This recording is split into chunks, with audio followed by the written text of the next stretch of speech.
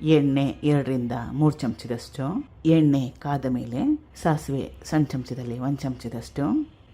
Cut ಮಾಡಿ ಇಟ್ಕೊಂಡಿರೋ 2 medium size ಈರುಳ್ಳಿ, ಕರಿಬೇವಿನ ಎಲೆಗಳು. 2-3 ನಿಮಿಷ ಬೇಯಿಸ್ಕೋಬೇಕು. 2-3 ನಿಮಿಷ ಆದಮೇಲೆ ಕಟ್ ಮಾಡಿ ಇಟ್ಕೊಂಡಿರೋ 4 ಟೊಮೆಟೊ, ಚೆನ್ನಾಗಿ ಹಣ್ಣಾಗಿರೋ ನಾಟಿ ಟೊಮೆಟೊ. ರುಚಿಗೆ ತಕ್ಕಷ್ಟು ಉಪ್ಪು ಹಾಕೊಂಡ್ಬಿಟ್ರೆ ಟೊಮೆಟೊ ಬೇಗ ಬೆಂದೋಗುತ್ತೆ. ಕಲಿಸ್ಕೊಂಡು ಟೊಮೆಟೊ ಮೆತ್ತಗಾಗೋವರೆಗೂ ಬೇಯಿಸ್ಕೋಬೇಕು. ಅಷ್ಟರಲ್ಲೇ ಇದಕ್ಕೆ ಸ್ವಲ್ಪ ಮಸಾಲೆನ ರುಬ್ಬಾಕೋಬೇಕು. ಹಸಿ ತೆಂಗಿನ ತುರಿ, ಜೀರಿಗೆ 1 ಟೇಬಲ್ ಸ್ಪೂನಷ್ಟು, ಬೆಳ್ಳುಳ್ಳಿ, ಹಸಿ ಶುಂಠಿ, ಕೊತ್ತಂಬರಿ ಸೊಪ್ಪು. ನೀರನ್ನ ಹಾಕೊಳ್ಳದೆ ರುಬ್ಕೊಂಡ್ರೂ ಕೂಡ ಪರವಾಗಿಲ್ಲ, ಅಥವಾ ಕಡಿಮೆ ನೀರು ಹಾಕಿ ರುಬ್ಕೊಂಡ್ರೂ ಪರವಾಗಿಲ್ಲ. ರುಬ್ಕೊಂಡಿದ್ದಾಗಿದೆ.